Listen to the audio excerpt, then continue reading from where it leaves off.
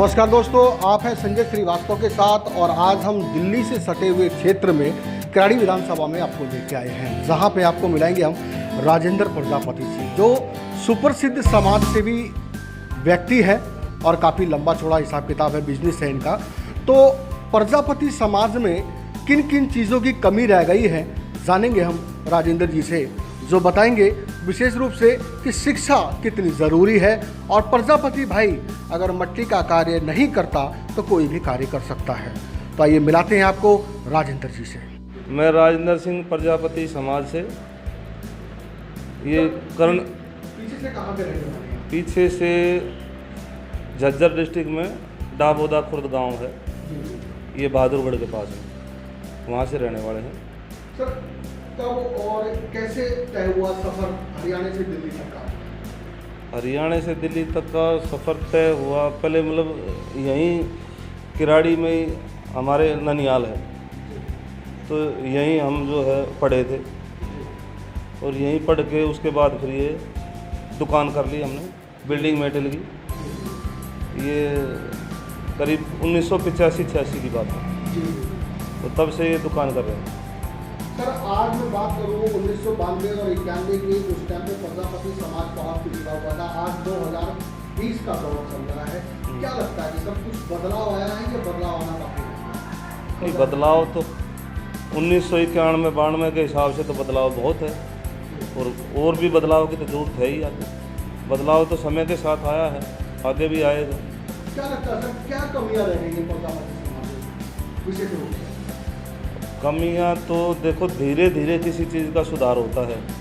मतलब 1992 में जो है देश में सारे में जो है क्या पोजीशन थी, आज क्या पोजीशन है, उसी हिसाब से धीरे धीरे समाज में बदलाव आ रहा है। मतलब शिक्षा की तरफ तो जो है महत्व जितना ज़्यादा दिया जाएगा उतना ही जो है समाज तरक्की करेगा। सर कहते हैं माटी का मोल नहीं है, उस माटी को तराश कर आपने अच्छे से अच्छे खिलौने बनाए, अच्छे से अच्छे बर्तन बनाए हमारे देश को दिए, और प्रजापति के बगैर ये समाज भी अधूरा है। क्योंकि अगर आप शादी विवाह भी होती है तो पहली बात जो है प्रजापति क्या जाया जाता है, पूजा पाठ के लिए। बिल्कुल जाया जाता है। तो आज जो है बहुत कम परसेंट रह गया है प्रजापति समाज का। प्रजापति समाज धीरे धीरे अपने कार्य को छोड़ता जा रहा है, क्या कहना चाहिए अपने कार्य? नहीं, छोड़ता जाने का कारण यही हो गया, वो जो मिट्टी के जो बर्तन बनाते हैं उनमें कॉस्ट ज़्यादा आ जाती है और ज़मींदार लोग फिर जो है उसका उतना मोल दे नहीं पाते और इस समाज को दबा के रखा जाता है, मतलब ज़बरदस्ती लट के जोर पे।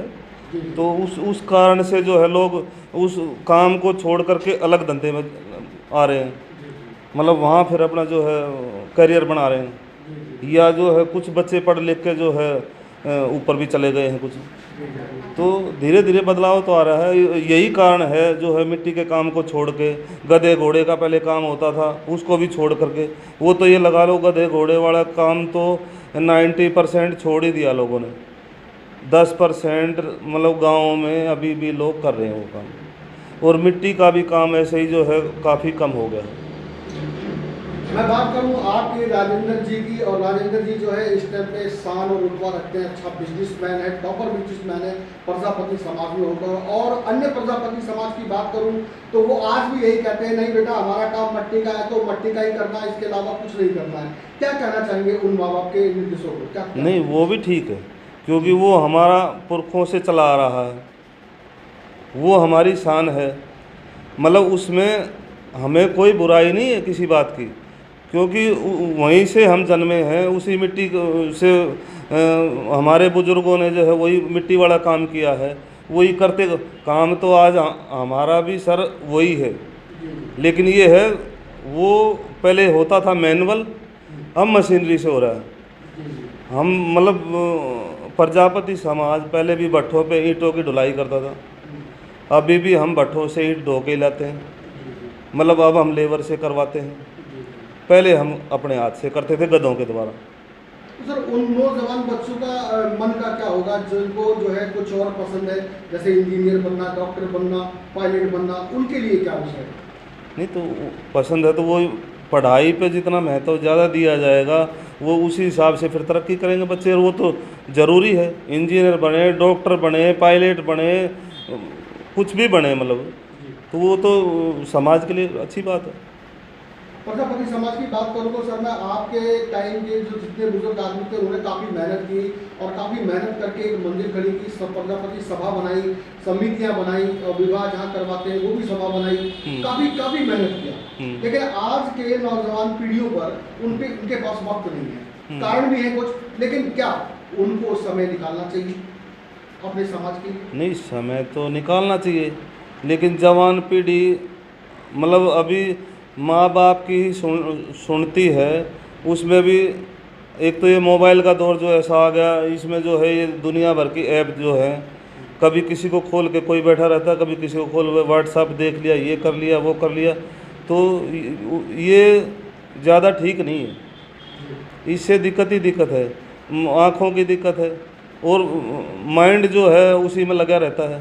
अब जैसे ये जनाब जो है, ये अभी लेटेस्ट देख सकते हो आप सामने, मतलब फ्री नहीं, काम के टाइम पे काम करता है, लेकिन फ्री होते ही जो है उसी में जो है दिमाग घूमता है, वो बस उसी में लगा रहता है। और कई बार चलते चलते जो है टकरा जाता है किसी चीज़ में, क्योंकि उसका ध्यान तो है वहीं, और चलने लग रहा है, चलते चलते किसी चीज़ में, मतलब इंसान में भी टकरा सकता है, ऐसा होता है। तो उन नौजवान पीढ़ियों के लिए क्या कहना चाहिए? नौजवान पीढ़ी मतलब मैं ये बता रहा, ये मोबाइल जो आया है, मतलब मैं इससे खुश नहीं हूँ। ठीक है, हालांकि हमारे बिजनेस वालों के लिए तो ठीक है। अब जैसे मैं यहाँ बैठा हूँ, बिजनेस तौर पर तो मोबाइल एकदम ठीक है, बिल्कुल 101% ठीक है। इसका नाजायज़ फायदा मतलब ये जो नाजायज़ फ़ायदा उठा रहे, और ये जो पढ़ने वाले बच्चों को जो है ये कर दिया ज़रूरी कि भाई जो है मोबाइल से अब इनकी पढ़ाई हो रही है, ऑनलाइन पढ़ाई हो रही है।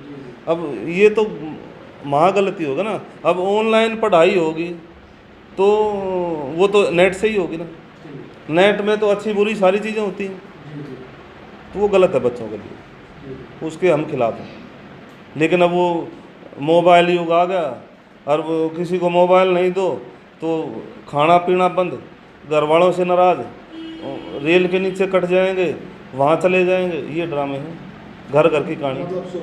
हाँ, अब ये तो जो समाज के जो मुख्य लोग हैं, हंसराज भौरिया जी जिनका आप नाम ले रहे हो, जीतराम सुरेतिया जी हैं नांगलोई में, और ये जो और हैं, मतलब मैं अन्य प्रजापति के दिग्गज लोग जो भी हैं जुड़े हुए, हाँ, वो रमेश जी हैं, जिन राम सिंह खंडोदिया जी हैं, एक वो वहाँ निज़ामपुर में है, हमारे नाम राजेंद्र जी, निज़ामपुर से है वो, रामधारी सिंह जी, रामधारी जी, हाँ, वहाँ अध्यापक नगर में रहते हैं वो, जहाँ नजफगढ़ रोड पे पानी की टंकी से थोड़ा सा आगे जाके है, मतलब वहाँ है तो वो अनाथराज कॉलोनी, लेकिन पोश एरिया है की तरह है, मतलब अच्छी लोकेशन है, वो वहाँ रहते हैं। तो मतलब उनके संपर्क में ही है। बाकी शादी ब्याह में जो है ये जो सामूहिक विवाह जो होते हैं, इनमें सहयोग हम करते रहे हैं शुरू से ही। हाँ, मतलब उनमें चले भी जाते हैं, टाइम मिल जाता है चले भी जाते हैं, कई बार गए भी हैं, नहीं तो उसमें जो चंदा होता है वो तो देते हैं हर बार। ठीक है सर, मेरी तरफ से सभी देशवासियों को, प्रजापति समाज को रामनवमी की, दिवाली की शुभकामनाएं।